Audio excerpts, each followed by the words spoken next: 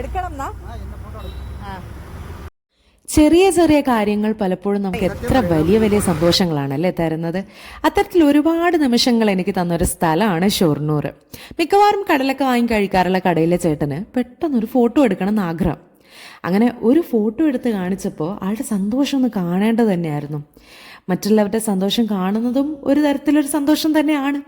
വൈകുന്നേരം ഭാരതപ്പുഴയുടെ തീരത്ത് പോയിരിക്കുന്നതും ചിലപ്പോൾ ഇതുപോലെ വരുന്നതും പോകുന്നതുമായ ട്രെയിനിനോടൊക്കെ ടാറ്റ പറയുന്നതും പറയാൻ പറ്റാത്ത ഒരു തരം സന്തോഷം തരാറുണ്ട്.